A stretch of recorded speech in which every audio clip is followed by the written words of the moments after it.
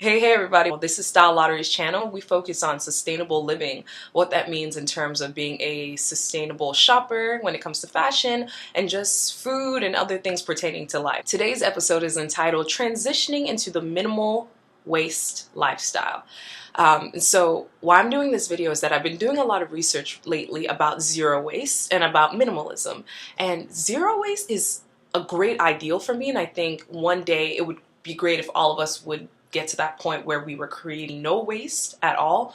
But I think sometimes it can be really extreme, especially when you're trying to just start out. So I thought to myself, if minimalism and zero waste had a baby, it would be called minimal waste lifestyle. The great thing about minimal waste lifestyle is that it's just saying that you're going to be more conscious about the decisions that you make when you're purchasing. It's really hard to do some of these things all at once. You really need to transition little by little. So in the beginning, we're starting out, and it's starting with the transitioning out of some things that are not good for the environment. So even something as little as your toothbrush. So this is my bamboo toothbrush. It is compostable, and so you can use it for 3 months.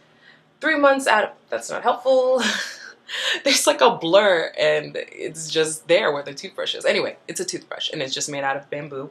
And so I actually gave these to my family for Christmas, and it was like this really annoying, like, sustainable gift. But if you found something good, why not share the wealth? So I've been using this bamboo toothbrush, and it's just a way to keep things out of the landfill. And I've just become more aware of the life cycle of the things that we have. A lot of times we think when we have something and we get rid of it, we throw it away. One thing that resonates deeply with me, and I think I've said this in another video, is that there is no such thing as a way, and it's not just an arbitrary place. It's a real place and people live there. But packing really made me reevaluate my closet and all the things that I owned, and it made me think, what do I actually need? So packing was a really interesting exercise. I realized, I have multiple things, multiple versions of the same thing that have the same function. So in packing, I said, I only need one pair of scissors, actually. I only need one of these, one of that. So growing up, I was always that person that I wanted to have extra just in case something broke. And so I ended up being kind of like a hoarder and just having a lot of the same kind of stuff. So packing really, I had to sit down and think, like, the function of it, how old was the item, what was the quality of the item, how many times was I going to use the item. So all those things kind of helped me. I had the opportunity when I was in high school to go to a mission trip, and we were in Mexico City called Reynosa. We got to visit like a landfill basically, and saw that people lived there. And so I just kind of have all this imagery of whenever I throw something away, it's going into someone's backyard. And just because I can't see it doesn't mean that it doesn't exist. For me, when I thought about zero lifestyle, there was a lot of guilt with that. Like, oh man, I'm using plastic. I feel so much guilt. I think if you're living a minimal waste lifestyle, you'll be conscious of the fact that, yes, this could go into the landfill, and then you consciously trying to find options that will avoid that. But if you happen to use plastic, you don't kill yourself over it, you don't beat yourself up. So I'm transitioning little by little things like having a lunch kit that is reusable. I can wash it and use it again.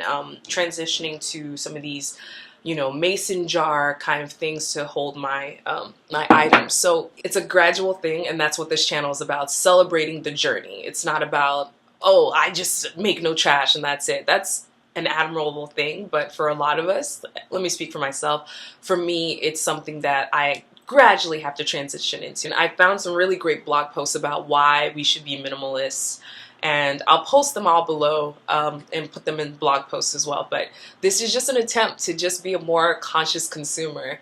Everything that we do has an effect. And if we can evaluate the size of our carbon footprint, we can be better at taking care of this earth. Because the earth gives a lot to us, but I feel like sometimes we just take and don't give a lot back. And we're not conscious of how much we destroy the earth. So this is not meant to be a guilt exercise. It's supposed to be a way for us to just kind of check ourselves and see our impact on the world. And it's great to know that you can make a mark in a positive way rather than just having a really large footprint and putting trash out there. So this year I'm hoping to be more about experiences and traveling and people and relationships and less about things. In the past, because I have natural hoarding tendencies, in the past I filled my life with a lot of just things, and I was like, oh, look at all the things I have, it's great, but I wasn't living really to the fullest. I've been buying stuff instead of traveling. And I think now my perspective is so different. I look at an item and I'm like, 3 of those could get me a plane ticket to such and such. You know, so it kind of changes the way I consume things and the way I shop. And then last year I gave up shopping for Lent. Ruined shopping for me. In that period where I wasn't shopping, I just found so much other things to do with my life and with my money. It was a worthwhile experience, but when I got off of Lent and went back to my regular life, shopping was kind of ruined for me. And I would go into the store and be like, will I actually wear this? How often will I wear this? What quality is this material? And it was so annoying to me because I used to be that girl who could just like walk into a store and buy something and be happy and be chill. But now I really think about like the life cycle of the clothing item. Is it something that I actually need? And if you're a shopaholic, asking yourself if you need something, that could ruin shopping for you. So that's what I'm going towards this year, and we're inviting you to come on this journey with us. So if you're interested in more sustainability tips, stay tuned. I'm gonna have some guests talking about sustainability and how the average person can do some of these things. It's not rocket science, and we're gonna break it down for you. Alright everybody, thanks for watching this video. Our next video is going to be about style staples. How do you figure out those things that are essential to you and your personal style, authentic to you and who you are as a person. So yeah, that's next week. Keep an eye out for that. Thank you all for watching. This is Style Lottery signing off. Don't forget to restyle, reuse, and reward. Bye everybody.